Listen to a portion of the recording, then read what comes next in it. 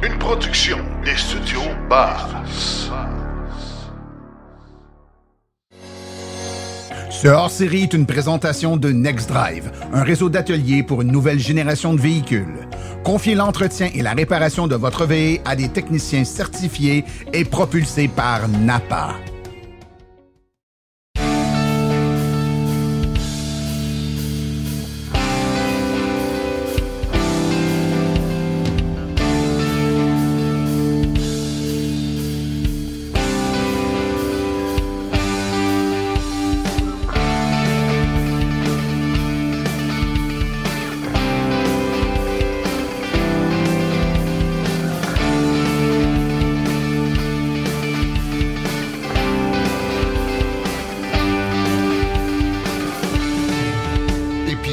Hors série. Mesdames et messieurs, voici nos statisticiens et analystes de données, Fred Saint-Laurent et Jean-François Morissette. Hey, messieurs, je pense que moi aussi, je vais applaudir, là. Ça fait longtemps qu'on s'est pas vu. Je me souviens même plus qu'est-ce que vous aviez de l'air. En fait, je dois dire, moi aussi, j'ai le goût d'applaudir. Oui, c'est ça. Ça fait longtemps qu'on s'est pas vu. Ça fait longtemps qu'on n'a pas parlé de statistiques. Puis justement, proposition comme ça, peut-être expliquer pourquoi ça fait si longtemps qu'on ne s'est pas parlé? Mais c'est ça, c'est pas qu'on vous a oublié, qu'on a oublié le dossier ou quoi que ce soit. En fait, c'est, bon, on aurait dû recevoir on a reçu des données d'août, pas d'août, je recommence. Les données du 30 juin au mois d'août. C'est ça, les données du 30 juin, on les a reçues début août. Commence à les analyser comme d'habitude et tout, puis pendant que je les analysais, une année, Statistique Canada ont sorti leurs données, le programme Rouler vert ont sorti leurs résultats et tout, et en gros, dans nos données, on avait à peu près j'ai le chiffre exact décrit quelque part, peu importe, un 22 403 nouvelles immatriculations de plus que le relevé précédent, alors que selon Statistique Canada, il s'était vendu 33 911 véhicules électriques au Québec pendant la même période. C'est quand même 30% d'erreur, là, ou à peu près. D'erreur, en tout cas d'écart. De différence, c'est ça. On est les premiers d'habitude à dire qu'il ne faut pas comparer l'augmentation d'immatriculation avec le nombre de nouveaux véhicules vendus. C'est direct bien ce que je viens de faire.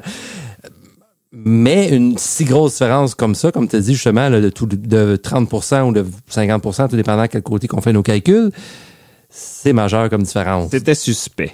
C'est ça. Et on a déjà eu des problèmes dans le passé aussi de données qui manquaient des véhicules, il manquait des choses, il y avait des erreurs dedans. Donc, je suis retourné voir la SAC pour leur dire est-ce qu'on est certain de nos chiffres?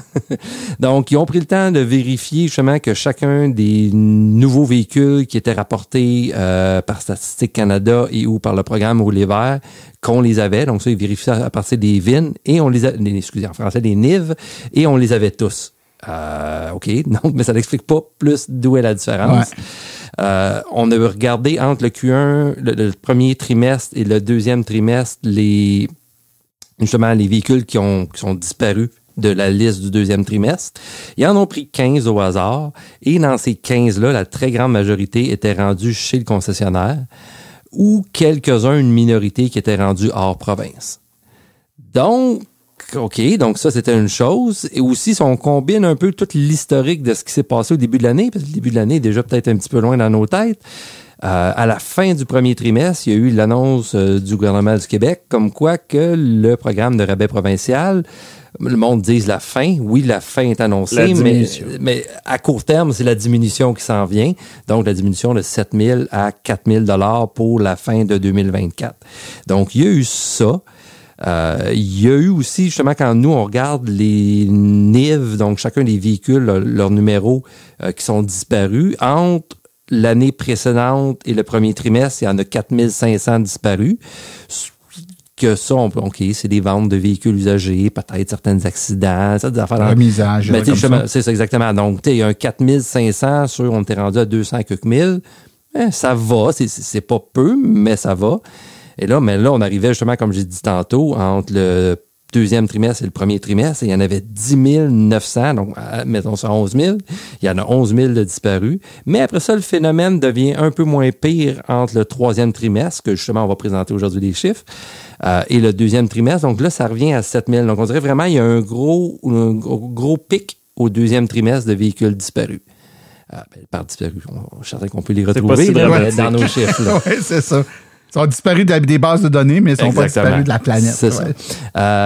Donc, il y a eu ça. Il y a aussi certains modèles de véhicules qu'on voyait que, pour le deuxième, des véhicules qui sont plus vendus dans le neuf, comme par exemple la Ioniq, la Ioniq classique, la première, la pionnière, les 2 Bolt, que ce soit EV ou EUV, donc des modèles de même qui se vendent plus dans le neuf, qu'on a vu clairement une baisse de peut-être 100, 150 véhicules au deuxième trimestre, qui a presque tout été rattrapé, même dans certains cas redépassé un petit peu au troisième trimestre. Oh, ça sent, il y avait une erreur, puis on l'a trouvé, puis on l'a corrigé. Ça se peut-tu? Non, ça sent plus le monde, puis là, on en arrive justement à... On connaît tout quelqu'un il s'est dit, hey, c'est la fin des rabais, je vais changer mon vieux véhicule électrique par un nouveau.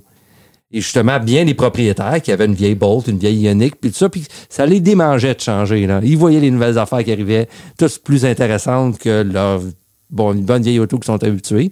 Donc, ils en ont profité pour la revendre. Et finalement, le pic qu'on voit, c'est le temps qu'ils aillent chez le concessionnaire ou le vendeur de véhicules, peu importe. Donc, c'est le temps qu'ils se retrouvent dans le marché de l'usager, qu'ils soient affichés et tout, et qu'ils soient rachetés.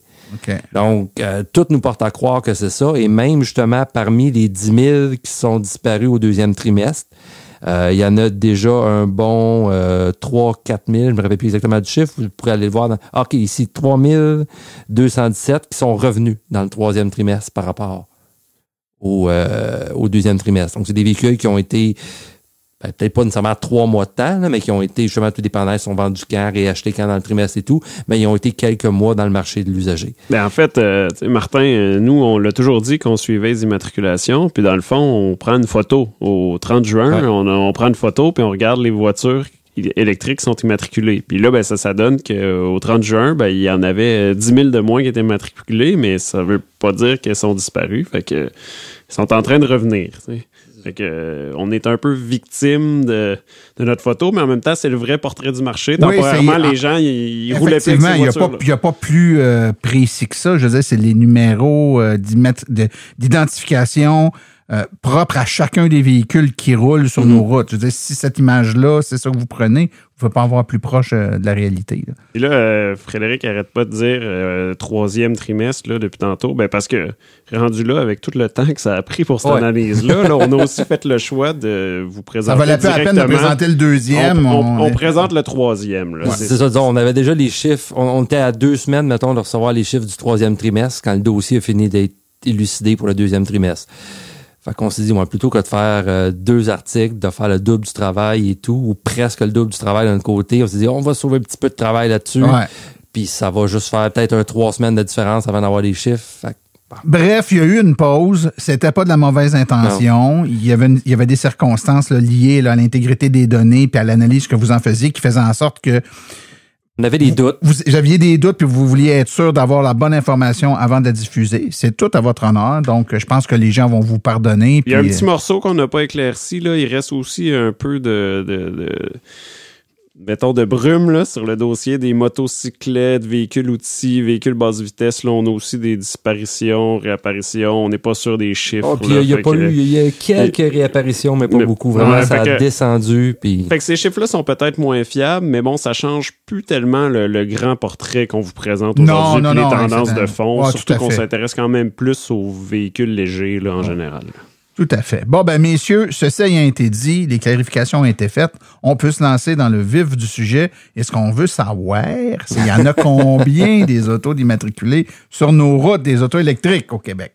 Des autos immatriculées, le jour où on a pris la photo, là, j'aime bien cette expression-là, c'est-à-dire que là, on parle du 30 septembre, mais là, il y en a beaucoup. 337 854 au 30 septembre 2024. Sur le trimestre, on parle de plus 38 874. Je ne sais pas si vous vous souvenez, au début de l'année, on parlait, est-ce qu'on va avoir des trimestres à 30 000 par année? Je ne sais pas. 38 000. C'est en valeur absolue, c'est le meilleur trimestre qu'on a eu. Absolument. Oui. Puis même en relatif, ça fait un bout de temps qu'on n'avait pas vu ça. En relatif, c'est le meilleur depuis 5 ans. Là. Wow, OK. Donc, on est rendu à combien, mettons, quelqu'un qui s'assoit sur le bord d'une autoroute avec sa chaise longue, puis qui regarde passer les autos, puis qui essaye de spotter toutes les autos électriques. C'est quel pourcentage des véhicules sur nos routes qui sont électriques au moment où on se parle? En assumant qu'il a choisi une autoroute représentative de l'ensemble du Québec, c'est un peu compliqué. Admettons que ça existe, ça serait 4,66 %, donc autour d'à peu près 1 sur 21. Donc, il faut faire attention. Hein? Là, on parle du parc de véhicules sur les routes, 4,66 %. C'est pas le pourcentage des ventes de voitures électriques. Le pourcentage de ce qui se vend qui est électrique est beaucoup plus élevé que ça, mais étant donné qu'il y a des millions de voitures sur nos routes, ben c'est 4,66, ce qui est très bon si on se compare également avec les chiffres précédents. Donc, c'est quoi, une voiture sur 20, une voiture sur 21 à peu près qui est électrique au moment où on se parle? À peu près 1 sur 21. Là. Excellent. Puis on va en reparler plus tard, mais dans certaines villes ou certaines régions, tu vas en compter plus que ça. Là. Ben c'est fantastique. Oui, on le sait qu'il y a des régions qui sont plus propices que d'autres. Et à l'inverse, d'autres qui sont en queue de peloton. C'est ça, pour le spotage d'auto sur le bord de l'autoroute, assis dans une chaise longue, là, il y a des villes à privilégier. Oui, c'est ça. Vous irez à Bromont faire du ski. Oui, il va y en avoir beaucoup plus que sur le bord de la route à Natashquan, j'ai l'impression. Ça se peut. Donc, c'est la meilleure progression absolue de l'histoire d'un trimestre. C'est excellent. C'est un excellent Q3. Donc, tu disais que s'il fallait remonter quand même assez loin pour avoir un si bon trimestre, là, donc en 2019, quoi. Le troisième trimestre 2019, en termes relatifs, on était à 15,61 versus là, 13 %. Fait que oui, c'était mieux. D'un autre côté, il faut aussi réaliser que les augmentations à 50, 60, 70 % par année, comme on avait au début, ça, c'est un phénomène qu'on risque plus d'avoir dans les débuts de progression, mais c'est pas le genre de rythme qu'on peut soutenir à long terme. Non, c'est clair. Donc, mais tu sais, il y a 5 ans, 15 % sur un trimestre, il y avait 60 000 véhicules électriques, là, 13 % à 337 000. Fait que pour ça, là, c'est presque aussi bon en relatif, puis avec des pas mal plus grosses chiffres. Tout à fait. Pour donner une idée, messieurs, 38 874, qui est l'augmentation qu'on a eue, ça correspond à combien de véhicules électriques par jour, ça, que c'est vendu, là? 432. Donc, justement, moi, en le voyant même, ça veut dire que c'est 432 véhicules électriques par jour. Donc, on peut dire, si on est conservateur, c'est 400 véhicules à essence de moins sur nos routes à chaque jour. Moi, c'est le même que j'aime le voir. C'est effectivement une façon de le voir si on fait abstraction du fait que le nombre de véhicules augmente. Non, mais c'est pour ça que je passais de 432 à 400. T'es fort. C'était tellement fort que tu me. C'est pour ça que j'ai dit pour être conservateur, là. Fait que c'est peut-être un peu plus, c'est peut-être un peu moins, mais selon moi, il y a une petite augmentation sur le nombre de véhicules sur la route. Mais justement, ça, c'est une autre chose qu'on attend, puis ça, c'est des relevés publics de la SAC. Les chiffres de 2023, justement de tout le parc automobile, il est toujours pas sorti.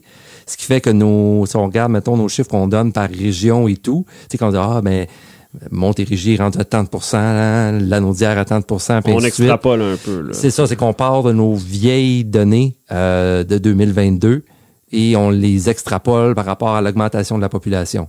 Donc, ça peut arriver que dès qu'on va avoir les données de 2023, qui devraient être d'ici la fin de l'année, il va y avoir des réajustements. Il va y avoir des réajustements au niveau des pourcentages de région. Là.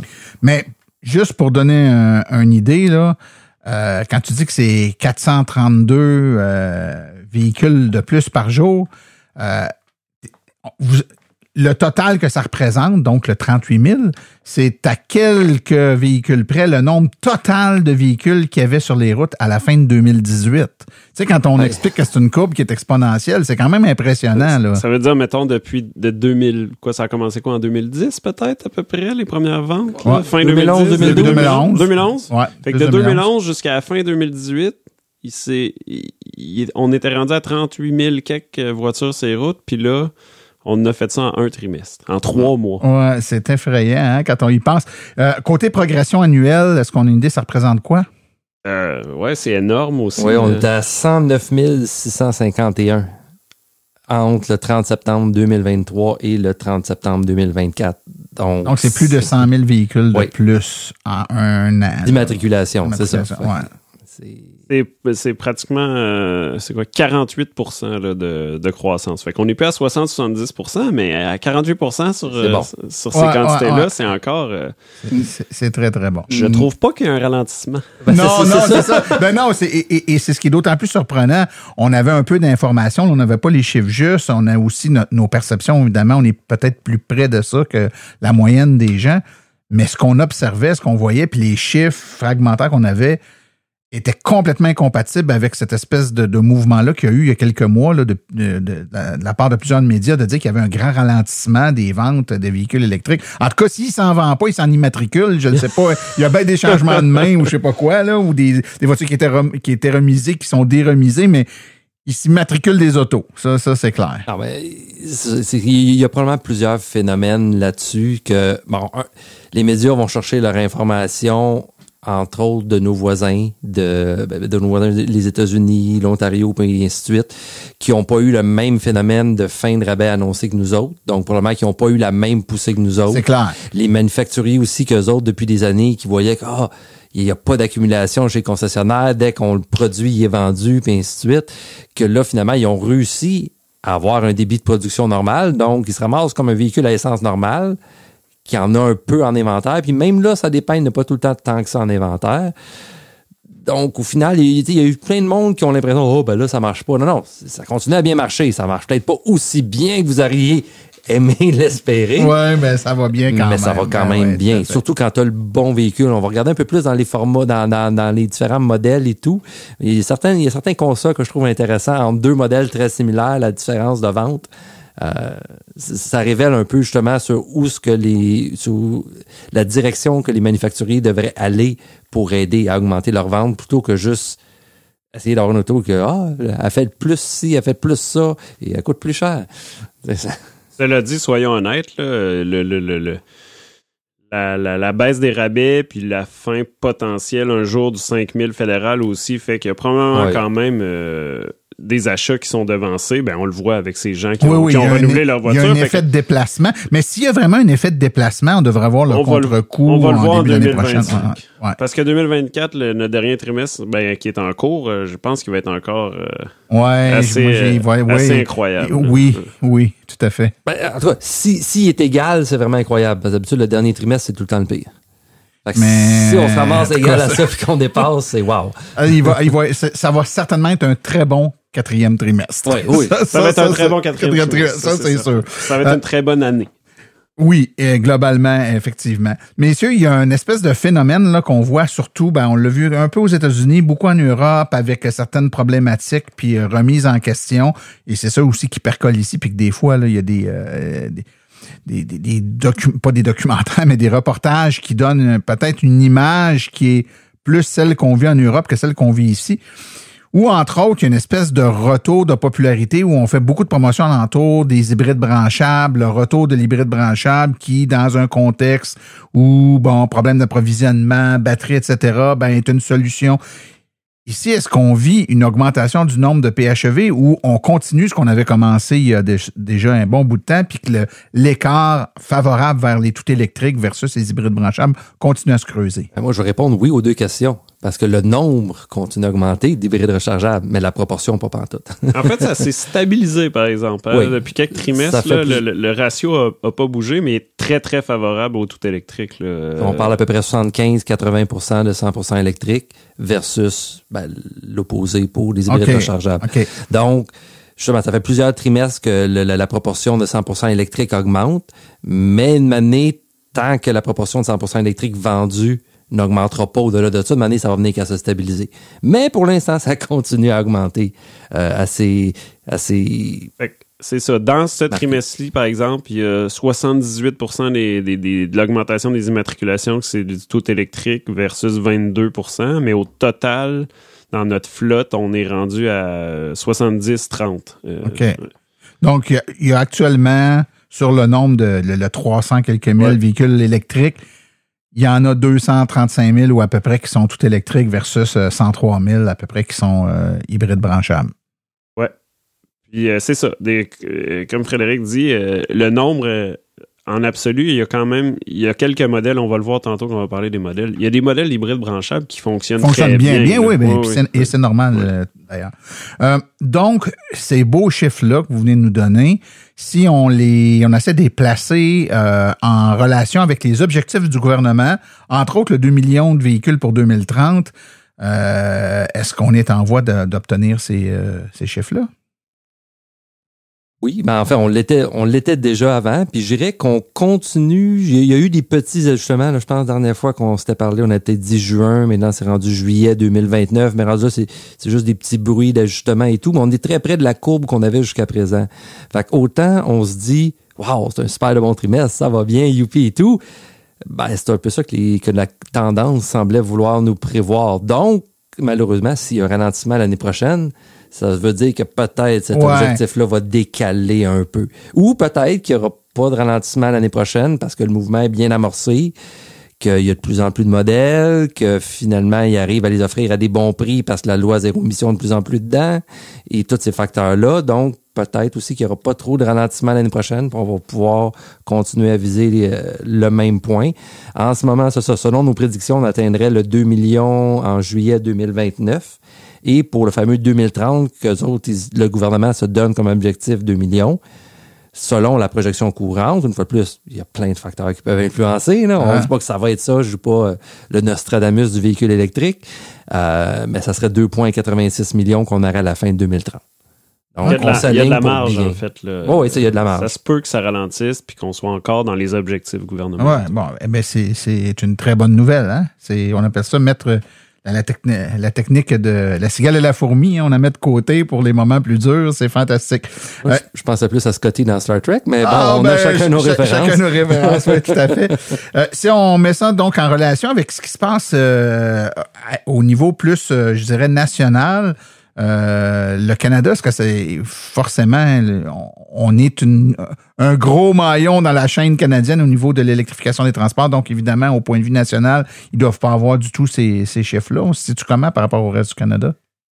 J'ai pas nécessairement les chiffres détaillés du reste du Canada sous la main, mais si on veut le sommaire qu'on a dans notre infographie de l'article qui va sortir, il semble avoir un léger ralentissement en termes justement de pourcentage des ventes en Colombie-Britannique. Puis justement, c'est qu'en Colombie-Britannique, ils ont eu des resserrements au niveau de leur subvention. C'est peut-être pas autant eux autres, je me trompe pas, le montant qui change que les critères d'admissibilité, qui sont beaucoup plus serrés qu'ils étaient avant avec le revenu familial, si je me trompe pas, différentes choses dans le style. Et on voit qu'effectivement, il y a eu une baisse en Colombie-Britannique.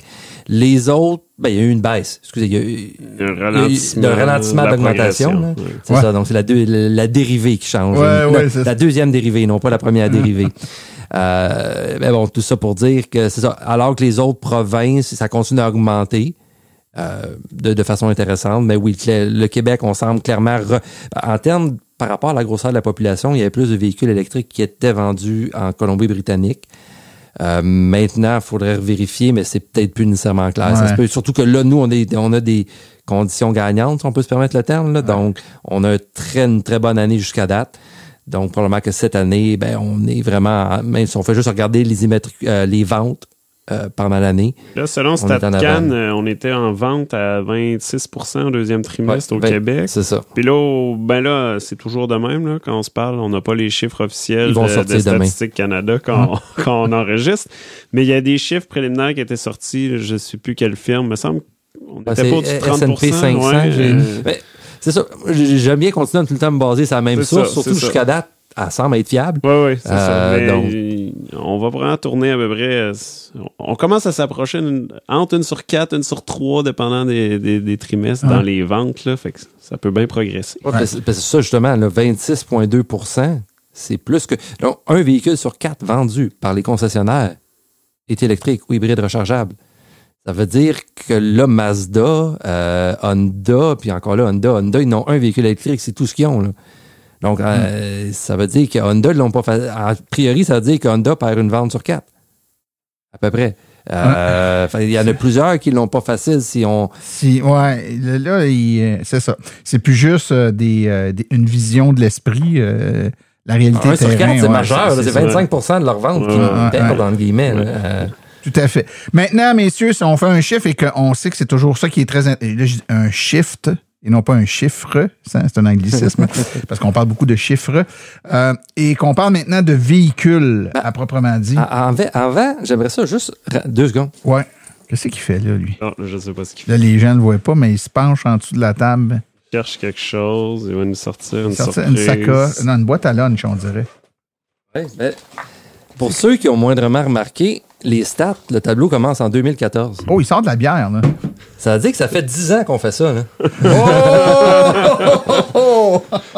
OK. Et là, je viens de me rendre compte que sur le côté, j'essaie de parler dans le micro en la sortant, elle risque d'être brassée un peu, malheureusement. On va falloir faire attention en l'ouvrant. Écoutez, on brasse des chiffres, on brasse de la bière. Bon, ben, écoutez, on est précis puis on est tête. Ça se peut que ça soit pas le cas tantôt.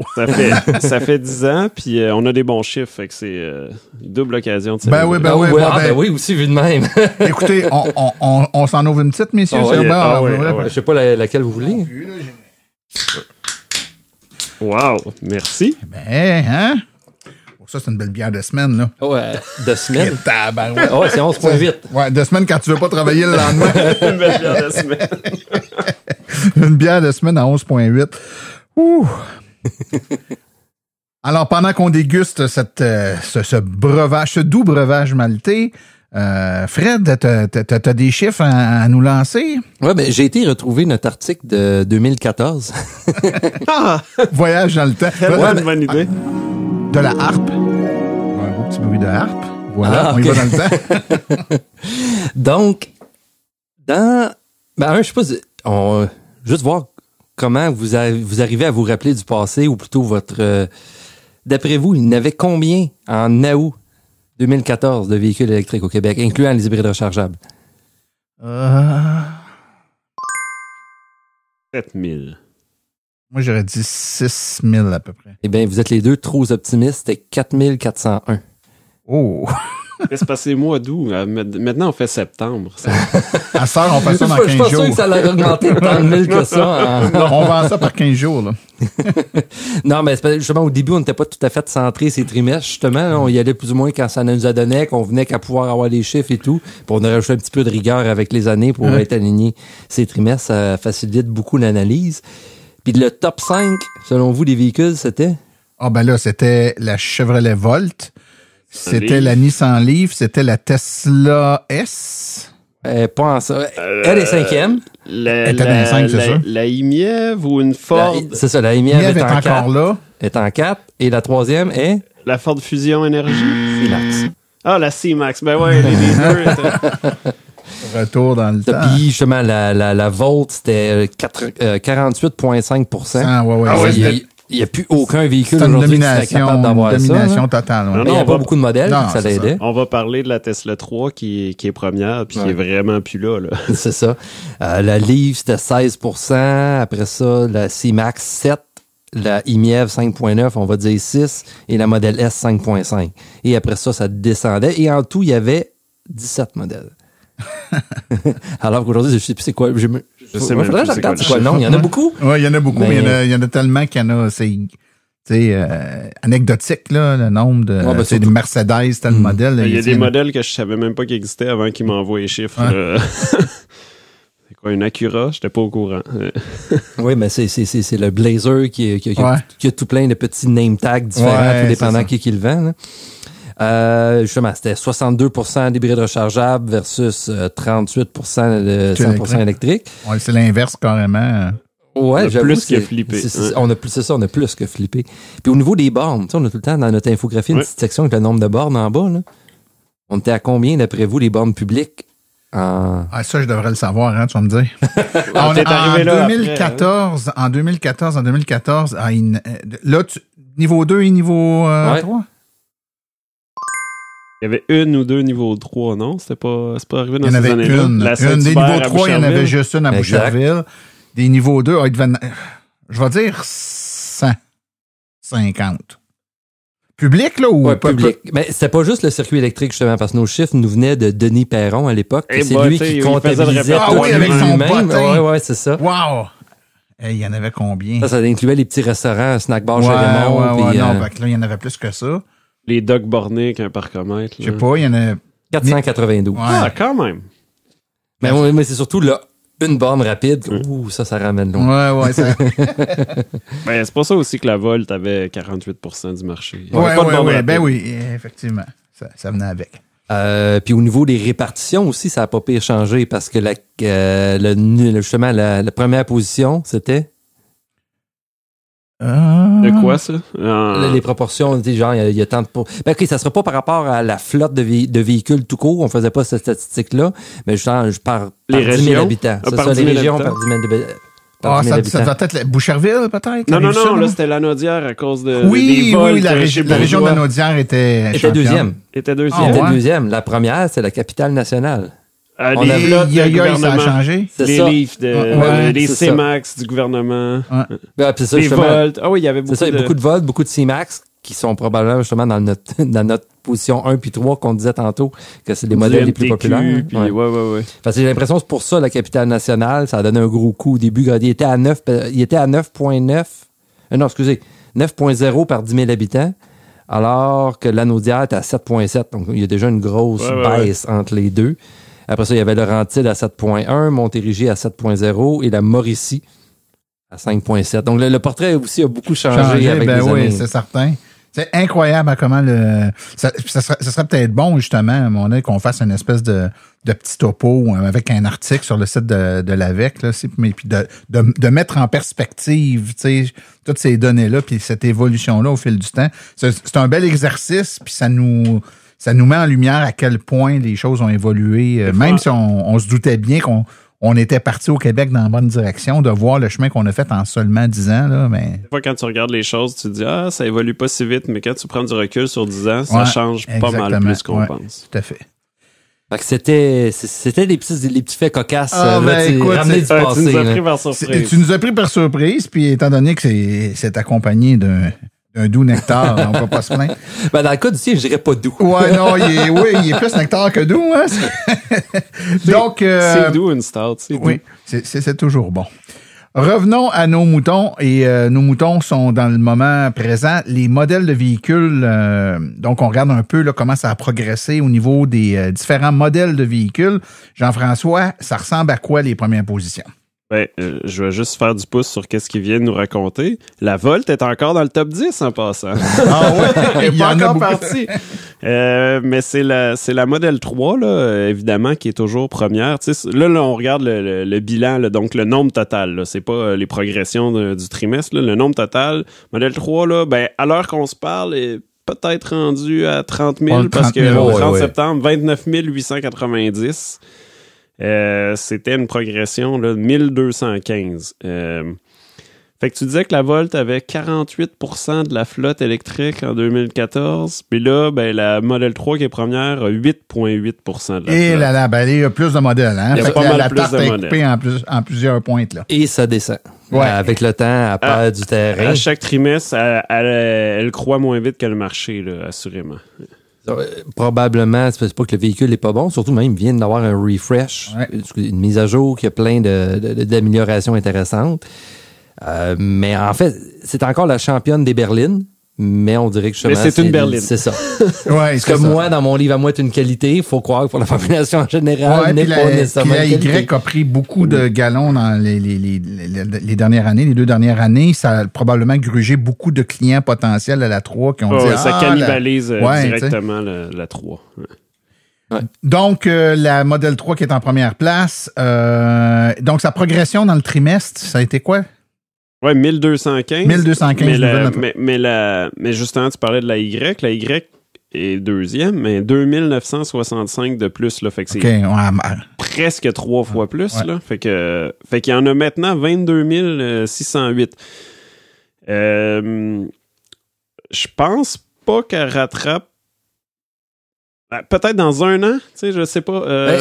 Faut se rappeler qu'il y a les rumeurs d'une mise à jour de la modèle Y. Appelée Juniper, qui est un nom que personne ne sait vient d'où, qui serait pour justement début 2025. Fait que c'est soit que ça va ralentir parce qu'il faut qu'il arrête la production, qu'il repart, ou que justement, je sais pas trop, il arrive à faire ça de façon hyper efficace, hyper rapide, puis que tout le monde en veuille encore plus, puis ça lui donne de l'élan. Moi, j'opterais en probabilité probablement plus le premier.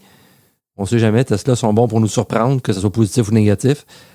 Donc, ça pourrait être le deuxième aussi. Mais on s'entend, les deux Tesla populaires sont en tête de peloton, la 3 en premier, la Y en deuxième, mais la Y, là, pourrait même dépasser la 3. Il y a quand même des bonnes chances. Pendant longtemps, on s'est demandé, c'est qui va être le véhicule qui va rattraper la 3? Ben, pour l'instant, la réponse est vraiment chez Tesla. Tesla se dépasse lui-même, c'est de toute beauté. En troisième position? On a la Kona de Hyundai. Donc, justement, les positions 1, 2, 3 n'ont pas changé depuis le premier trimestre. C'est encore les mêmes. Donc, la Kona aussi qui fait quand même assez bien, justement, était rendue à 21 033. Oh, donc en haut de 20 000. C'est ça. Était genre à quelques centaines de la modèle Y la dernière fois qu'on s'est reparlé au premier trimestre. Donc, la modèle Y a creusé son avance. Mais malgré tout, la Kona fait très bien, avec une progression de 1787. Puis justement, elle vient de rejoindre le club des 20 000 véhicules électriques. En quatrième position? Eh bien, on parlait d'hybride rechargeable tantôt. Ben là, c'est la première hybride rechargeable. Là. C'est le Outlander de Mitsubishi qui a vraiment une bonne année ou une bonne séquence. En fait, depuis 18 mois, là, sur un an et demi, il a doublé là, dans la flotte. Donc, il y en a maintenant 16 000. Il est passé de la 6e à la 4e place. Il a progressé de presque 2 000 là, sur ce trimestre-ci encore. Pour moi, c'est vraiment l'un des mystères. Je comprends que la taille du véhicule est intéressante pour plusieurs, mais il y a maintenant des alternatives. Je suis pas surpris qu'ils se vendent. Ça, je le comprends. Mais qu'ils soient aussi bien placés. Aussi bien placés, qu'ils continuent à vendre autant avec les alternatives qui existent actuellement sur le marché. De façon un peu discrète, là. On entend moins parler, mais peut-être que justement, ça attire une clientèle. Il est très discret aussi, justement. Il a la même chose, à part la licence est verte, le petit logo EV, puis c'est tout. Puis un emplacement de plus pour le recharger. Donc, quelqu'un qui veut un véhicule discret, un peu la même affaire que pour le RAV4 Prime de Toyota, ben, ça a l'air la même chose que le RAV4 à essence. Exactement. En cinquième position, messieurs. Toyota, un vétéran, là, la Prius Prime, ça fait quand même un bon moment qu'elle est là. Ben, est encore cinquième, mais elle ralentit. Oui, elle ralentir, là. Il s'en est ajouté 552. Là, on parlait par milliers là, pour les autres modèles. Il s'en est ajouté 552. Il est à 15 138. Fait que c'est prend son dernier trimestre au 5e rang. Je pense que ça va être c'est quoi, son cousin, son grand frère? Je sais pas comment on l'appelle, le RAV4 Prime qui va passer. Passer tranquillement, pas vite. Mais tout juste derrière la Prius Prime, c'est pas la RAV4. Non, pas encore. C'est quel véhicule? Un qu'on connaît bien, mais qui se vend plus? La Bolt. La EV. Pas la EUV, est un peu plus loin. La EV. Elle était 4e, mais là, justement, elle se vend plus. Fait que là, elle est tombée 6e. Mais avec le phénomène qu'on a expliqué au début, là, probablement qu'au deuxième trimestre, elle avait baissé en immatriculation. Elle avait descendu de 52, puis là, elle vient de 58. Ouais. Donc, est à peu près stable. Ouais. Et pour expliquer plus clairement pourquoi tu disais tantôt que la Prius Prime risque d'être remplacée par le RAV4, ce qui suit la Prius Prime, c'est la Bolt qui s'en est vendue 58, dans des restants qu'on vient de dire, alors que la Toyota RAV4, qui est en 7e position, il s'en est vendu 2134 dans la même période. Fait que si on roule pas à la même vitesse. Mettons qu'on en ajoute un autre 2000, on dépasse la Prius. Là. Ouais. Fait que s'il maintient son rythme de croisière, ce modèle-là, il va être 5e au prochain trimestre parce que la Bolt nous sortira pas. Mais ça, plus de 2000 RAV4 dans un trimestre, là, pour le RAV4, c'est bon. Hein? Pendant longtemps, les RAV4 arrivaient au compte-gouttes. Je sais pas si Toyota ont augmenté leur cadence de production ou des allocations de marché différentes pour les lois zéro émission. Je sais pas c'est quoi, mais le résultat est là quand même. On en a plus. Donc, oui, tout à fait. Très intéressant. Après, donc là, on vient de donner la 7e position, la RAV4. En 8e position? La vétérante... inarrêtable Nissan Leaf. Elle progresse encore. Ça doit pas progresser. Tu parlais du lièvre et de la tortue tantôt, c'est la cigale? Non, c'est la cigale et la fourmi. Mais là, ici, c'est la lièvre et la tortue. C'est ça, donc elle continue de façon régulière, à peu près un 200-300 par trimestre. Donc, elle est rendue maintenant à 12 510 après en avoir ajouté 251. Mais c'est certain qu'à ce rythme-là, elle est juste appelée à descendre. Elle est déjà passée de la 7e à la 8e. va se faire dépasser par d'autres là, qui s'en viennent en arrière, justement. Là, on va parler dans pas longtemps. Tu sais, puis on peut pas tous les nommer, les véhicules sur le marché, parce qu'on s'en sortira pas. Mais à titre de comparaison, la Leaf, il s'en est vendu 251 dans le trimestre. Chez Nissan, la Ariya, il s'en est vendu 900, donc il s'en est vendu quoi? À peu près 3 fois plus. 3 fois plus. Ce qui est un peu normal aussi. Puis même à 900, c'est 900, c'est pas tant que ça. Oui, elle pour est Nissan, pas dans le portrait. Là. Pour Nissan, globalement, leurs deux véhicules, quand tu additionnes ce qu'ils ont vendu, c'est quoi? C'est 1200, 1300 véhicules dans le trimestre, ou à peu près. Là. Ça fait, c'est pas beaucoup. On peut comprendre l'actualité actuellement qui nous dit que ça va pas très bien chez Nissan. Là. Je pense qu'il y a un repositionnement assez important qu'il faut falloir qu'il se place si on veut être capable d'arriver à quelque chose. En 9e position, donc, c'est la vétérante. Oui, la Chevrolet Volt. Là, il y en a encore 11 442 enregistrés. Donc là, ça fait quelques trimestres qu'elle commence à diminuer. Là. Mais tu sais, c'est un modèle qui a 12 ans. Puis ça fait plusieurs années qu'il s'en vend plus. Exact. Fait que là, ça glisse tranquillement, mais quand même, ça montre à quel point elle a été dominante pour être encore avec tous les nouveaux modèles. On en croise plein sur le chemin encore. Et que le monde les aime encore puis continue à les utiliser. Oui, c'est vraiment c'est une machine de guerre, ce véhicule-là. Je pense que les gens qui l'ont acheté parce qu'ils aimaient la voiture puis tout ça, puis c'est pas nécessairement des tripeux d'auto électrique. Là. C'est une voiture comme tant d'autres pour eux, mais qui l'ont aimé.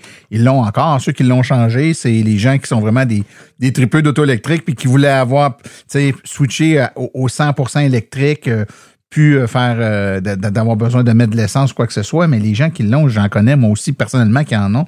Puis ils disent, moi, tant qu'elle va vivre, moi, je la garde, là. Elle va super bien, là.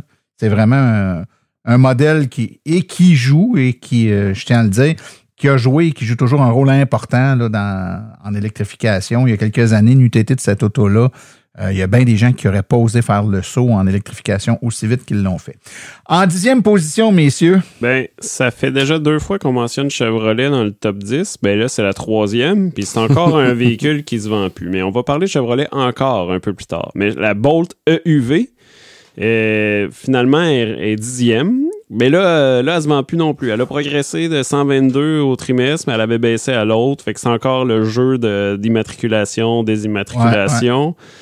Mais quand même, c'est un véhicule qui était vraiment populaire. Puis les Québécois l'auraient fait monter plus haut là, dans le top. Oui, tout à fait. Probablement qu'ils vont pouvoir continuer quand elle est censée revenir. D'ici 1 an ou 2, selon ce que Chevrolet dit. On va voir. Il s'est dit bien des affaires. Elle devait revenir avec la plateforme Ultium. Là, on nous a dit qu'il n'y aura plus de plateforme Ultium. Ils ont juste enlevé le nom de marketing dessus. Là.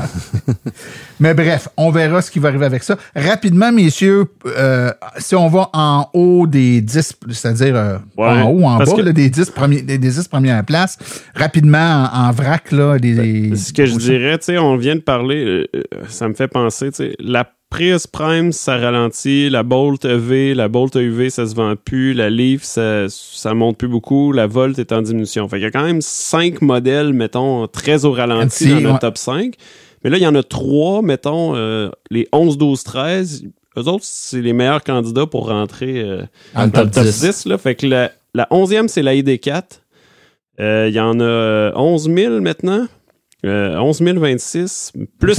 Oui, puis ça en est vendu près de 2000 dans le trimestre. 2000, là, ça veut dire que les ventes ont vraiment augmenté. Il y en a 11 000 sur les routes. Puis ça en est vendu 12 000 dans le dernier trimestre. Là, c'est quoi? C'est 20 ou un petit peu moins que 20 peut-être là, entre 15 et 20 des ventes se sont faites dans le dernier trimestre. C'est très bon. D'un autre côté, probablement qu'il va falloir s'attendre à un petit ralentissement pour le prochain trimestre à cause d'un problème de rappel sur la poignée de porte.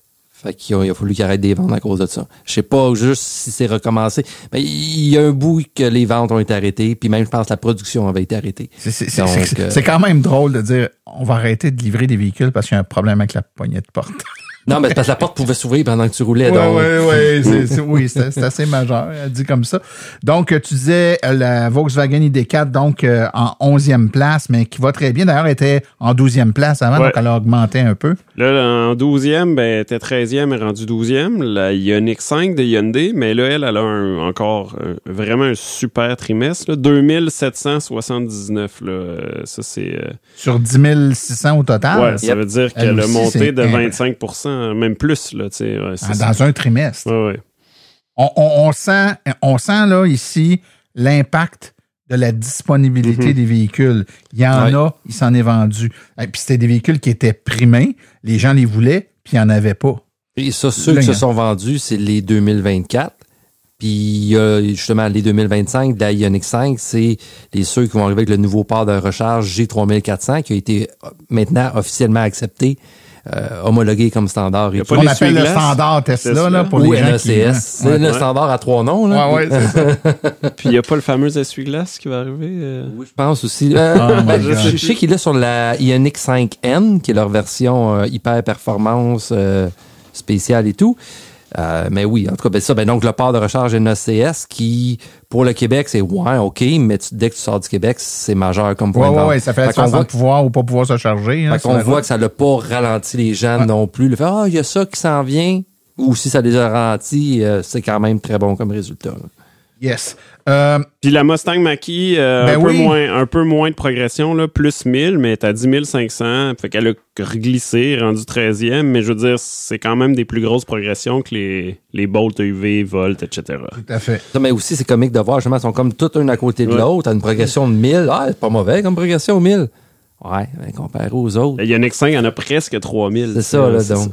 Messieurs, on a parlé du top 10, on a parlé de quelques véhicules là, qui sont tout près d'entrer dans le top 10, mais moi, je veux pas qu'on termine ce segment-là sans que vous me disiez où se situe. Et là, c'est vraiment perception là, de ce que je vois, de ce que j'entends. Puis bon, on est là-dedans. On vient de faire un épisode là, qui est sorti il y a quelques jours sur le sujet. L'Equinox V. Ma perception, c'est que ce véhicule-là a un départ canon. Il se situe où dans l'ensemble des ventes? Canon?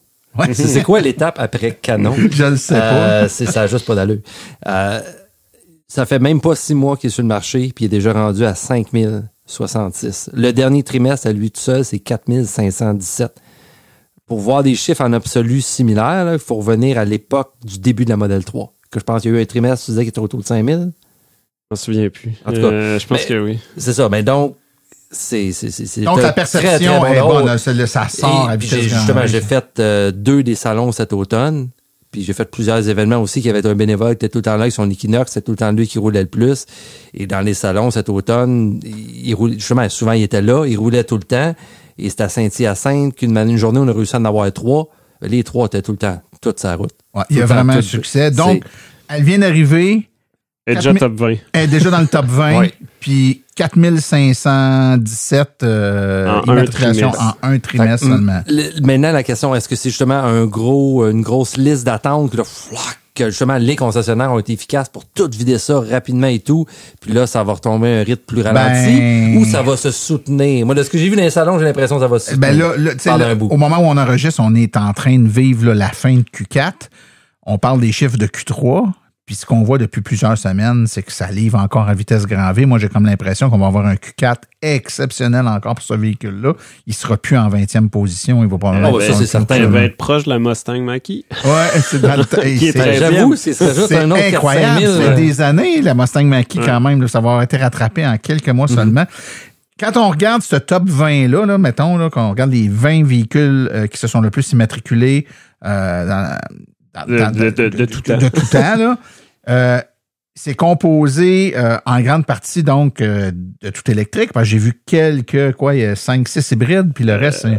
Ouais, là, depuis qu'on regarde cette stat-là, là, ça fait quelques trimestres qui s'ajoutent une électrique de plus, on dirait. Là, on est à 14 sur 20 qui sont toutes électriques. Il reste 6 hybrides rechargeables là, dans le top 20, mais quand même 3 encore qui sont dans le top 10. Okay. On vient de nommer les véhicules les plus immatriculés au Québec. Si on regarde la progression dans le trimestre, donc celles qui ont performé dans le dernier, dans le 3 mois du trimestre numéro 3, là, on s'entend, On vient de le dire, la Chevrolet Equinox, nettement en tête de peloton, 4517. Ensuite... La modèle Y, 2965.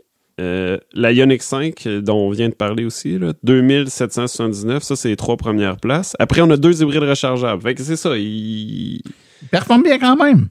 C'est moins de modèles, mais des modèles qui performent bien. Ouais. Ouais. La RAV4 Prime, Outlander, PHEV, là, plus 2000 environ chacun, là, sont 4/5e. Juste devant la ID4 là, de Volkswagen, là, 1925 de plus. Kona, 7e. Un véhicule qu'on n'a pas parlé encore ce soir, le F-150 Lightning, plus 1594 quand même. encore. Très beau trimestre. Toyota, son deuxième dans ce top 10 du trimestre. Là, BZ4X, là, sont tout électriques. 1585 de plus, très bon. Et en passant, ça, je dois ajouter, si vous vous mélangez dans le nom, là, faites-vous-en pas. Le nombre, dans les salons, là, le nombre de gens qui garochent 4 lettres au hasard là, pour parler de véhicules de Toyota, il n'y a personne qui se rappelle du nom. Pourquoi faire un nom simple quand on va faire un nom compliqué? Donc, la BZ4X en 9e position pour le trimestre à 1585, suivi de... La EV6, que ça fait déjà un bout de temps qu'on entend parler, que là, elle commence ça à décolle, monter. hein? Ça commence à prendre de la vitesse à 1933. Non, 1333. Excusez, c'est quoi j'ai dit? 1900. 1900, tu en as c'est rajouté un petit 600. 600. C'est la bière. Es-tu à 6% ta bière? Parce que... Non, moi, la mienne est mollo. J'ai plus de route à faire en venant. 4.9. Il neige. C'est ça. Puis, un autre véhicule aussi que je trouve intéressant justement de faire la comparaison, le Blazer. Donc, tantôt, on parlait de l'Equinox, 4500, puis ainsi de suite. Le Blazer qui n'a pas fait mauvais, mais qui est à 1247. Quand on regarde les deux véhicules, là, il y a quoi, 1 pouce de différence en avant, 1 pouce de largeur? C'est très à peu près semblable. les mêmes dimensions. Si tu regardes de l'extérieur, ça prend un diplôme Chevrolet réussir à les différencier. Là, c'est en tout cas. Fait que c'est des véhicules qui se ressemblent, format similaire et tout. La grosse différence, c'est le prix entre les deux. L'Equinox, sur papier, elle a une vitesse de recharge qui est un peu moins vite. Et, elle a certains désavantages et tout, mais c'est pas des désavantages majeurs et tout. C'est pas Puis le pour jour la et la nuit. différence de prix, les gens aiment mieux aller en chercher un chemin qui coûte moins cher, d'où l'importance. Moi, en voyant ces deux-là, je trouve ça évident. L'important, c'est le prix. C'est certain, oui, ça prend une certaine qualité, mais à qualité similaire un peu, le monde se dit, un peu comme avec la Bolt. Tu sais, justement, la Bolt, un de ses défauts, c'est que sa recharge rapide n'était pas vite, mais tu sauvais 10 000 à l'achat. Mais pour le 10 000 à l'achat, tu te payais un café de plus au Tim Hortons. Puis tu sais, on a parlé tantôt, là, puis je ne vais pas comprendre un éditorial qui finira plus, mais imaginons le retour de la Bolt, là, que la Bolt revient, physiquement, sensiblement plus petite que même l'Equinox. Ouais. Avec, on l'imagine, un prix qui va être moindre, mais des performances de recharge améliorées par rapport à l'ancienne génération de Bolt, ça va être un autre succès. Oui, là. Chevrolet, et là, ils vont venir chercher Il y a beaucoup de gens qui choisissent l'Equinox actuellement, qui vont choisir cette nouvelle Bolt-là avec des performances. Parce que donne-y des performances semblables à celles de l'Equinox pour moins cher que l'Equinox. Il y a plein de gens qui vont sauter cette bagnole-là. C'est pas linéaire chez Chevrolet, mais on peut pas dire qu'ils travaillent pas fort puis qu'ils sont pas présents en électrification des transports parce que finalement, ils ont un sacré succès. Oui, tout à fait. Et si on continue rapidement pour terminer ce segment-là, donc on était rendu à la 11e position avec le Blazer. Je parlerai de la 12e parce que c'est quand même à souligner. Là, c'est notre première au total, le Model 3 Tesla, qui est rendu 12e là, dans le trimestre. Là. Fait que ça montre la diversité du marché, puis ça montre le segment des berlines qui est moins populaire, mais c'est juste... C'est ça le marché. Mais... Tout à fait. On pourrait donner 1001 raisons pour expliquer ces choses-là. Il y a aussi je pense qu'il peut y avoir, après tant d'années, un essoufflement de la marque en lien avec le style. Là, les gens, il y en a plein. Je veux dire, c'est difficile de se promener sur une rue puis de faire un 360 puis de pas voir passer une Model 3. Là. À un moment donné, il y a des gens qui font le choix de ne pas prendre une Model 3 parce qu'ils veulent quelque chose de différent. On peut-tu dire aussi qu'il y a peut-être la personnalité du PDG. Il y a aussi la personnalité du PDG, mais là, on tombe dans de la politique. Un sujet qu'on essaie de pas trop... dans lequel on essaie de pas trop embarquer, silence on roule, surtout pas dans un hors-série où on parle de chiffres. Mais t'as probablement fort raison, mon cher ami. Tu sais quoi, je veux te parler d'une chose, moi, sur ce top 20-là. Pas le top 20, mais les meilleures progressions du trimestre. Là, on en a 14 modèles différents. Ça se rend jusqu'au Mustang Mach-E. Il y avait aussi le Ford Escape hybride rechargeable qui ont une progression plus grande que 1000 Par trimestre. Par trimestre. 14 modèles différents qui font plus 1000. En 2014, t'avais quoi? 4000? D'accumuler. Là. D'accumuler. Là, on en a 14. Tu sais, 14 qui font au moins 1000. Je fais juste regarder l'Equinox. Là. Il y a eu plus Juste de ventes l'Equinox. d'Equinox dans un trimestre que d'accumuler jusqu'en août 2014. Wow. Le temps file, messieurs, puis c'est tellement On a une trop de mine données. d'informations ce que vous donnez là. Rapidement, là, sans faire un éditorial sur chacun, mais si on donne les 5 premières places en termes de progression annuelle depuis le début de l'année, celles qui ont mieux vendu, c'est quoi, Fred? En gros, c'est un résumé de tantôt. Modèle Y, 10 000, ID4. Mais là, ID4, c'est quand même bon parce qu'il n'était pas dans ses... Non, ID4, il est régulier. C'est ça qu'on voit. C'est qu'il a monté un peu moins, mais à tous les trimestres, il a fait la même affaire. Autour d'à peu près plus ou moins 100 à chaque trimestre, mais c'est assez régulier, effectivement. Là, il est à 6 983 de cumulatif à date. Ioniq 5 avec 6 089 avec un très bon dernier trimestre, donc peut-être ça va continuer à accélérer, qui sait.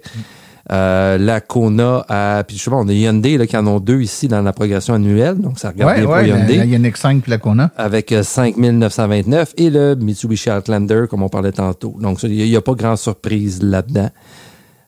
Puis dans les autres chemins un peu plus bas, en gros, c'est ceux qu'on a parlé un peu aussi qui étaient bons dans le trimestre précédent. Là, BZ4X, V6, Lightning, Blazer, que sinon sont pas pantoute dans notre top cumulatif, mais ils ont quand même une progression intéressante.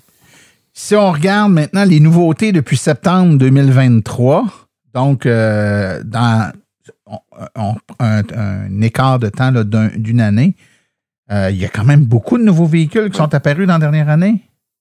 On en a recensé au moins 17. Ouais. Ou 18, c'est débattable.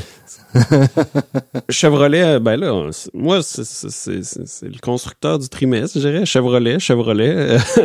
L'Equinox, la Blazer. L'Equinox, Blazer, les 2 meilleurs depuis un an. Mais après ça, c'est une surprise pour moi. Kia EV9 en 3e position, c'est quand même surprenant.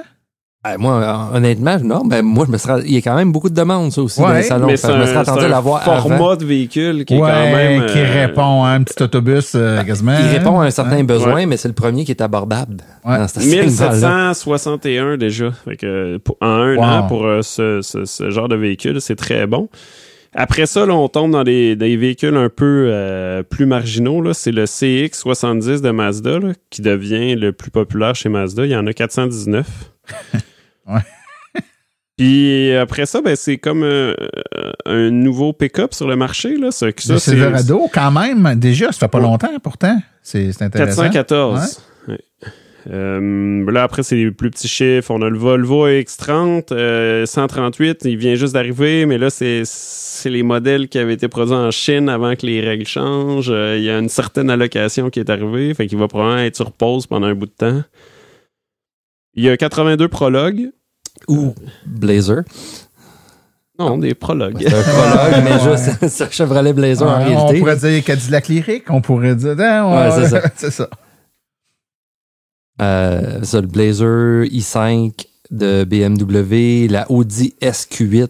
Il y en a plusieurs. Les déclinaisons d'Audi, ça devient je dirais dans les ceux que je trouve surprenant de voir que continue à augmenter tranquillement pas vite. Moi, je me serais attendu à contraire qu'ils se mettent à redescendre. La Fisker Ocean. Oui, 48. Qui monte tranquillement pas vite puis qui est rendu à 48 sur un an. On rappelle que... Il y a des courageux. On rappelle que la compagnie a fait faillite. Et je reçois presque à tous les mois des messages d'auditeurs qui veulent avoir de l'information sur la Fisker Ocean, qui sont intéressés par le véhicule, qui me disent, je le sais qu'ils ont fait faillite, mais ça m'intéresse quand même. Ce véhicule-là, n'eût été de la dite faillite, là, aurait probablement eu un avenir assez intéressant, malgré le fait là, qu'on est quand même dans de la voiture plus luxueuse, mais nichée, mais on était quand même dans du niché plus abordable dans le cas de la Ocean, c'est intéressant.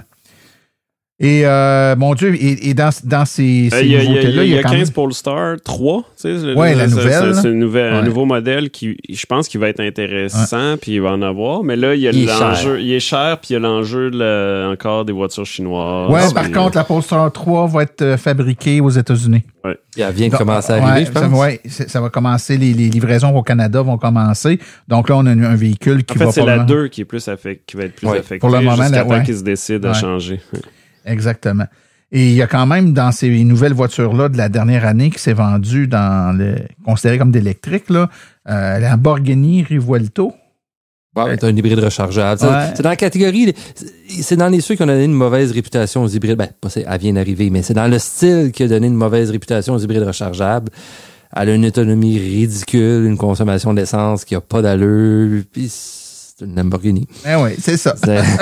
Mais il y a la Porsche Macan 100% électrique qui est, justement, c'est le deuxième nouveau modèle, parce qu'on s'entend la Taycan, il y en a eu 46 incarnations. Ouais. Ben là, c'est leur deuxième véhicule, justement, qu'ils font. En tout électrique. En tout électrique, exactement. Non, ça devrait être populaire. C'est le format qui a... Ouais. Puis la Porsche Taycan, justement, il y a eu un refresh, justement, une mise à jour et tout. Elle avait déjà une vitesse de recharge hallucinante. Je sais pas c'est quoi qu'il y a après hallucinant, là, mais elle est rendue là. Elle peut maintenir 300 kW quasiment jusqu'à 50% de niveau de charge. Wow. Tu veux une auto pour t'arrêter le moins longtemps possible, et c'est la nouvelle Taycan. Dans un autre créneau du marché, il y a la Fiat 500. Là, on va la mettre dans nos nouveautés parce qu'il y avait des Fiat 500 électriques au Québec, mais c'était le modèle exclusif qui avait été fait en Californie à l'époque. Puis il y en a quelques-unes qui ont été importées. Fait qu'on en avait dans nos bases de données. Mais là, il y a une nouvelle génération, la 500E. Fait que très intéressante. Dont on a parlé à Silence on roule il y a quelques semaines à peine, puis qui, ma foi, qui sont fort intéressantes. Il y en a déjà 478, donc si on considère ceux qui étaient déjà là, progression de 464. Là. Fait que ça serait la quatrième meilleure nouveauté depuis un an, là, en fait. Devant la CX-70. De Mazda, ouais. Quand même intéressant. À suivre. Si on regarde, parce qu'on a parlé de marque beaucoup, donc pas de marque de modèle de véhicule, si on y va au niveau de la marque, donc les top 5 des marques de véhicules, donc on y va par manufacturier. Ben, Tesla, encore, première. Il n'y a pas de changement, en fait. Mais 16,6% du marché. Fait que la part de marché réduit, je me rappelle plus c'était quoi, là, mais... Parce qu'on l'a vu, la modèle 3 progresse moins vite que le marché. La modèle Y va encore très bien. Puis les S et X, ben ça bouge plus. Là. Fait que moi, j'ose prédire que peut-être Chevrolet va dépasser Tesla au Québec. Peut-être pas tout de suite. Dans l'année. Là. On verra. Peut-être à long terme, peut-être, mais dans un an, ça me semble court. Ben, Chevrolet deuxième à 14% il y a 2,6% de d'écart les deux. Quand même, c'est pas beaucoup. Il était proche de se faire dépasser parce que c'est l'histoire de Chevrolet. Là. On a des modèles, ils arrêtent de se vendre. Là, la Bolt AUV, super populaire. Mais là, finalement, ils ont amené les Blazer Equinox à temps. Fait que c'est reparti en... Puis là, il y a le Silverado aussi... et il y aura peut-être d'autres annonces et d'autres nouveautés qui vont arriver en cours de route l'année prochaine. Ça reste que, si on regarde le top 3 des marques, t'as Tesla, Chevrolet, puis Hyundai en troisième, 16,6, 14, 13,3%. On est quand même pas très loin. Non, c'est pas une course où il y en a un qui est en avant avec un écart insurmontable. Il n'y a plus de compagnie complètement en avant. Là. Ça, c'est... Ça a changé. Puis Toyota, on en dira ce qu'on en voudra. On a toujours pas été sûr. Est-ce qu'ils sont dans le train de l'électrification ou pas? C'est pas toujours clair pour tout le monde. Ils sont clairement dans le train de l'hybride rechargeable, ça, oui. Mais ils sont quatrième, en tout cas. Et suivi en 5e position de...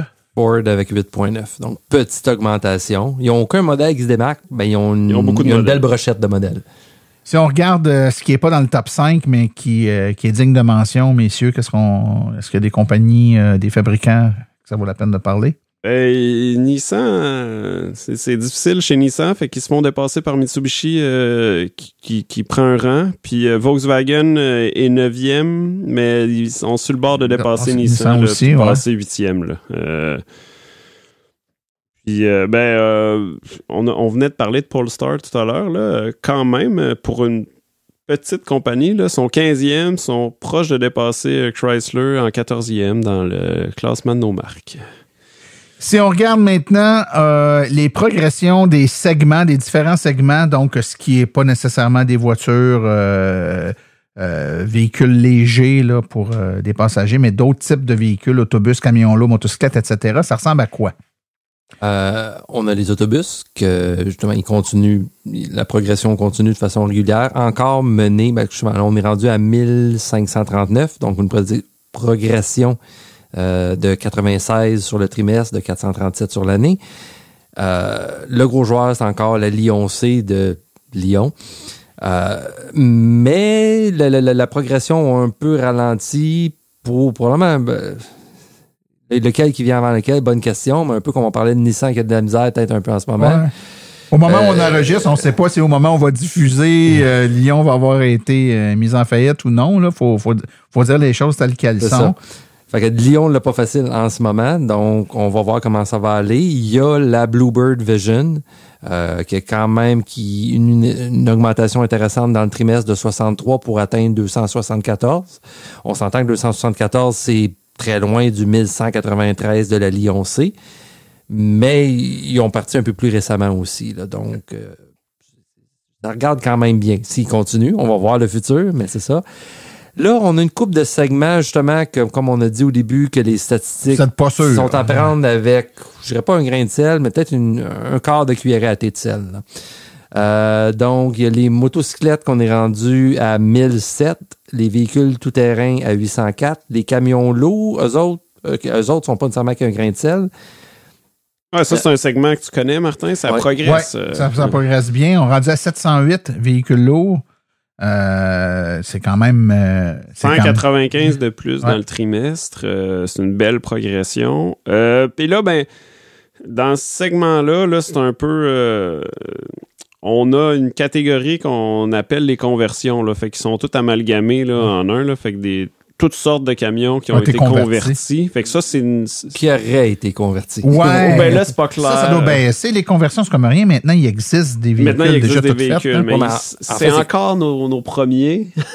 Non, ils sont plus justement. Non, ça a été dépassé par le Bright Drop. Ça, il était le premier pendant longtemps. Puis là, il y a eu une grosse descente des conversions. Que, c'est soit qu'il y aurait de ces conversions-là perdues un peu aussi, ou c'est peut-être la SAC qui ont réalisé que... Il y avait des fausses conversions. C'est ça, il y avait marqué comme électrique alors qu'il n'était pas électrique. Donc, il y a peut-être un mix de ces deux-là. T'as raison, c'est Bright Drop avec le Zevo 600 qui sont nos champions. Là. Ça, c'est un camion lourd qui n'est pas si lourd, là, mais... Ouais, mettons, c'est du medium duty. Là. Puis même... mais ils sont légers dans le medium duty. Mais ils sont pas dans les véhicules légers. Fait que là, on les classe dans les véhicules lourds. Puis son petit frère qui doit être arrivé plus récemment est 5e aussi, Zevo 400. Ouais. Rapidement, si on regarde les véhicules outils, les motos. On est rendu à 638 pour les véhicules outils, que même affaire, on s'aventurera pas sur la progression. Moto 224. Les motos, comme même chose, qui ont diminué de façon étrange. Au Q2, justement, le Q2, le deuxième trimestre. D'habitude, c'est le trimestre des motos. C'est ça, c'est le début de l'été, tout le monde s'achète sa moto pour partir l'été et tout, et là, il y a eu une descente.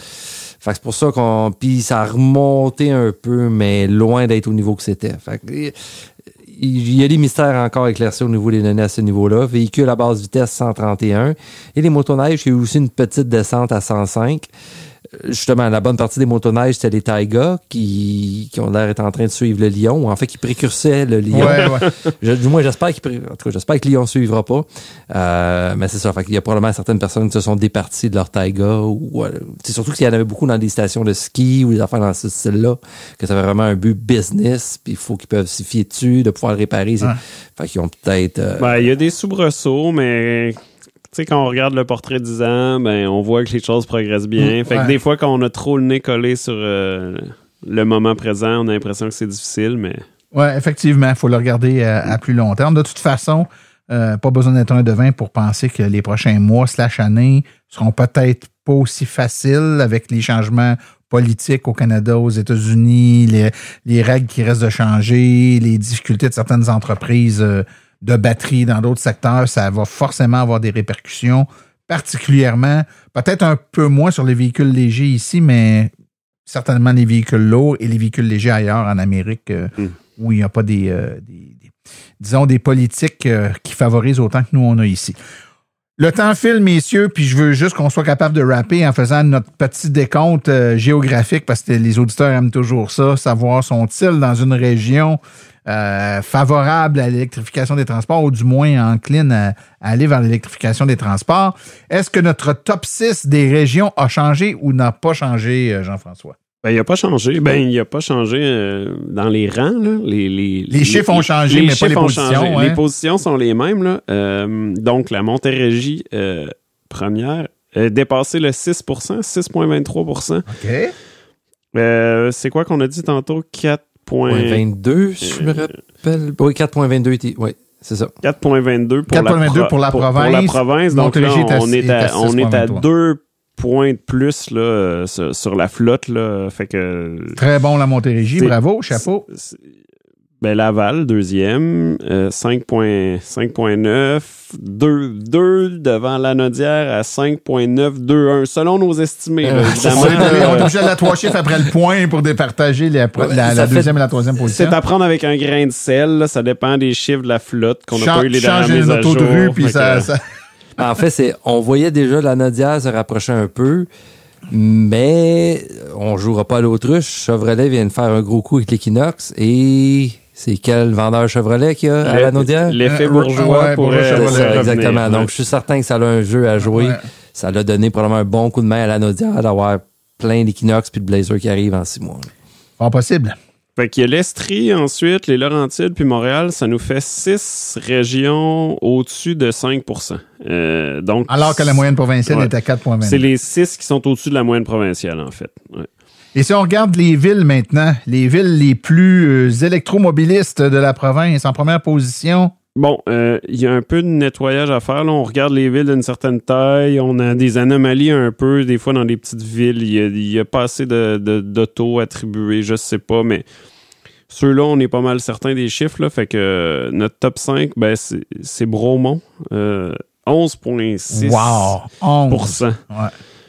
Plus que 1 sur 10. C'est plus qu'une auto sur 10. Faut te mettre sur le bord de l'autoroute tantôt, là. Oui, c'est la bonne place de mettre ma chaise longue. C'est bon, ça. Après ça, sinon, tu vas dans l'ouest de Montréal, à Senneville, 11,11. Sinon, tu vas dans les Laurentides, à Lorraine, 10,86. Puis, ben, la Montérégie est première dans les régions, là, fait qu'il faut bien avoir un représentant de la Montérégie. Là, c'est rendu Saint-Bruno de Montarville, qui est le leader en Montérégie. On avait Saint-Lambert. On avait Saint-Lambert. Saint-Lambert est vraiment pas loin, en fait, là, mais... Il y en a plusieurs dans le même segment qui varient autour entre 11,61 puis 10 quelque chose. On va s'entendre, messieurs, là. Bromont, Senneville, Lorraine, Saint-Bruno, Rosemère, Saint-Lambert. On n'est pas dans des villes réputées pour être pauvres. Non, on est vraiment dans des... Non, mais il faut dire les choses telles qu'elles sont. Là. C'est des villes où, mettons que la moyenne des salaires est plus élevée que la moyenne du Québec, ce qui peut aussi contribuer au fait qu'il y a des gens étant plus nantis ont plus de facilité à faire le virage électrique sans trop de contraintes. Oui, mais au moins ils le font. Oui, mais ça, ils ont plus de facilité, mais je dirais qu'il y a 2 degrés à prendre ça. Il faut pas s'arrêter en disant, bon, tu vois, c'est la preuve qu'un véhicule électrique, ça coûte trop cher. Non, c'est la preuve qu'un véhicule neuf, ça coûte cher. Oui, effectivement. Tu as tout à fait raison. Raison. J'achète. Tu vois, ça coûte pas cher à acheter.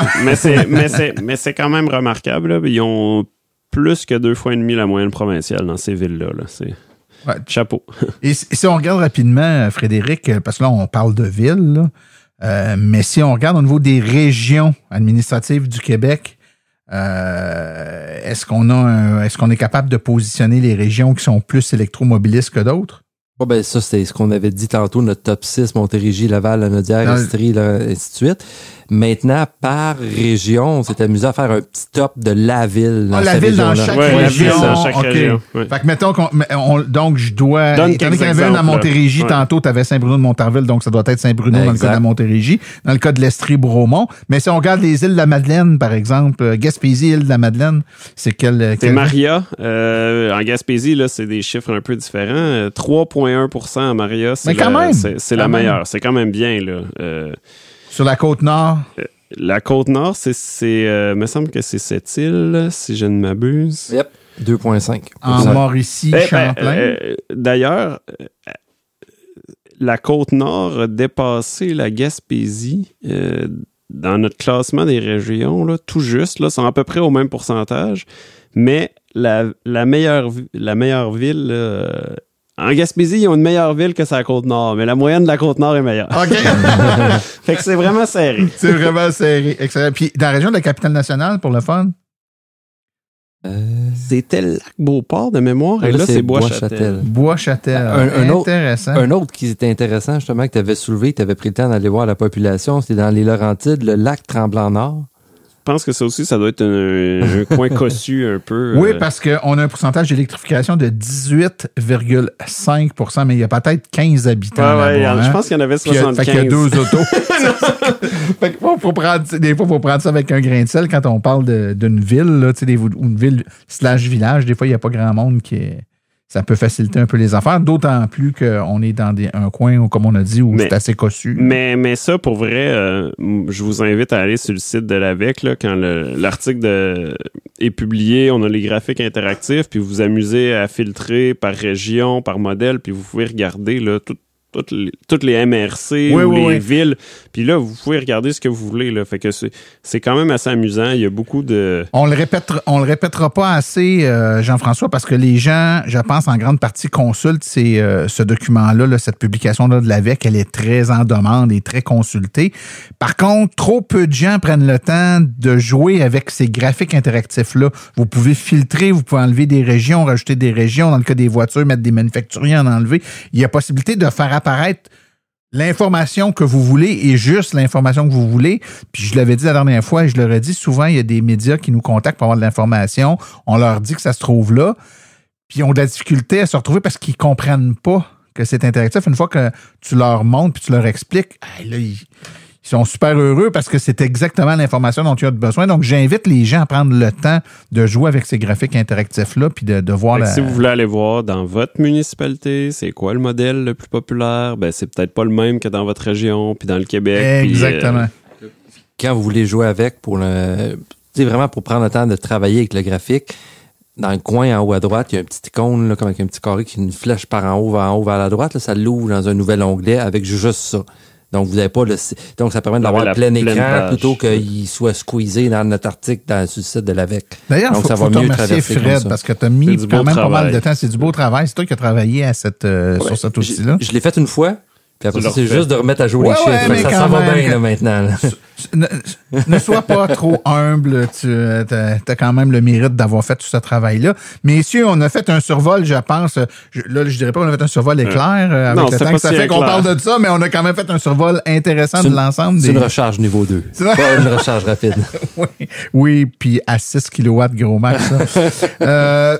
Merci beaucoup du temps que vous nous avez consacré. Merci d'autant plus pour tout le temps que vous avez mis à préparer ces données-là. On l'a dit d'entrée de jeu en début de podcast, mais c'est pas toujours facile, là. Vous recevez pas l'information toute mâchée, puis c'est walk in the park, là. Vous avez eu beaucoup de travail à faire. Vous avez confronté un peu les résultats. Vous avez aussi, et c'est la force, je pense, que de vous avoir, messieurs, c'est qu'on reçoit pas juste des chiffres comme ça, puis on essaie de comprendre. Vous faites une analyse, et cette analyse-là vous amène à constater des choses intéressantes, mais parfois aussi des anomalies que vous devez valider, puis vous assurer d'avoir toute la bonne information avant de la publier.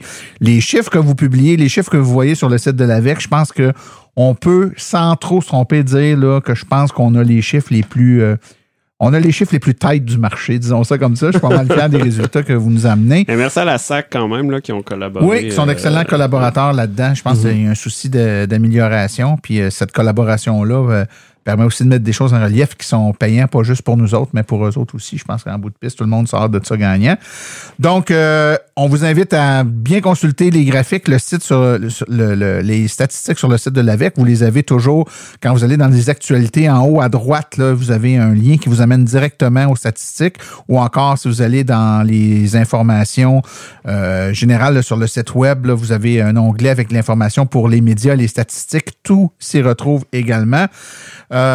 Jean-François Morissette, Frédéric Saint-Laurent. Ta bière est forte.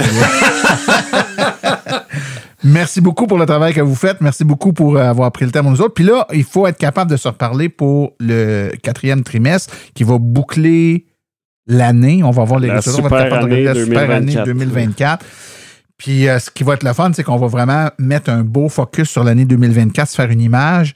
Et là, avec toutes les turbulences qui sont à prévoir pour 2025, on aura un beau point de comparaison pour être capable de voir l'ampleur, soit des réussites ou des dégâts, le cas échéant.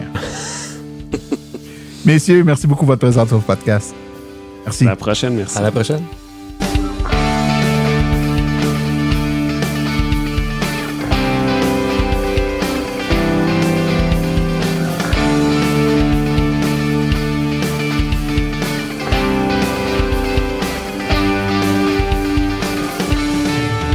Épisode hors série.